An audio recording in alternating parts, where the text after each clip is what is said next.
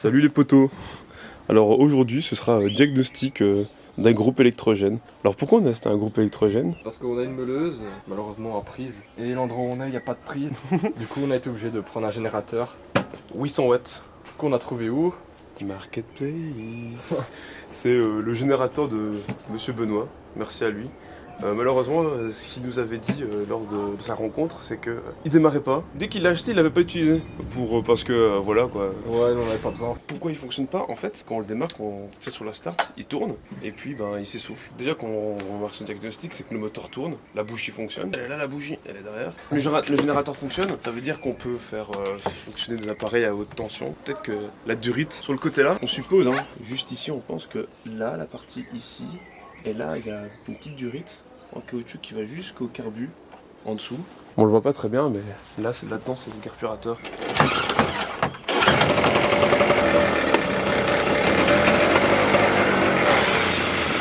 Ah, voilà, toute l'essence a été consommée et qu'on essaie de le redémarrer.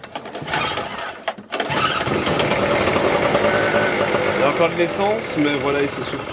Du coup pour nous il y a un bouchon quoi. Ouais, un bouchon. L'essence passe mais pas assez quoi.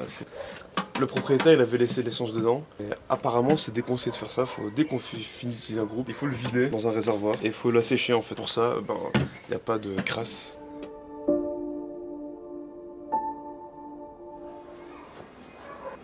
Et maintenant tu te mets ça dans le bras.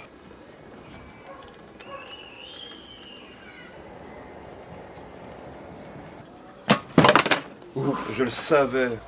On découvre l'essence, que c'est crado. Attends. Tu vois qu'il y a plein de petits composites. Ouais, on voit. Près du joint, il y a plein de petits composants, on se demande.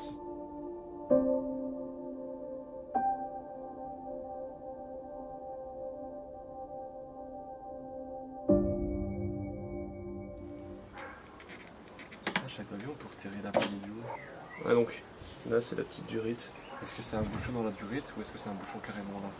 Ça ressemble à ça le haut d'un groupe électrogène classique. Générateur, le moteur là, le vilebrequin, ou je sais pas si c'est un vilebrequin. Le vilebrequin. T'as le carburateur qui gicle l'essence dans le bloc moteur et ça fait tourner. Il y a...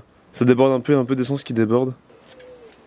Si je le mets sur on, Ouais, il a coulé, il a fait quelque chose. donc c'est goutte par goutte. Apparemment, mais je crois que le truc il devait être ça là.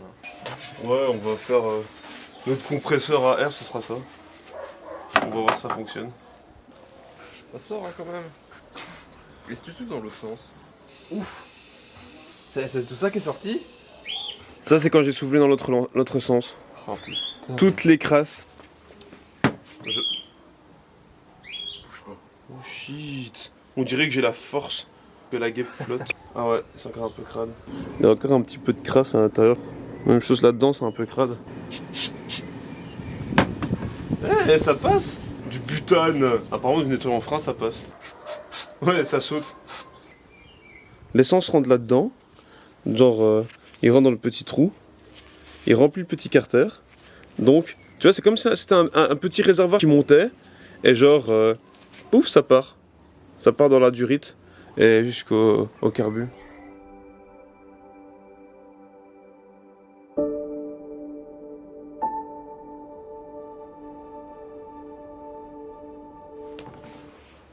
On a mis sur on. Je le fais bien couler dans le coin.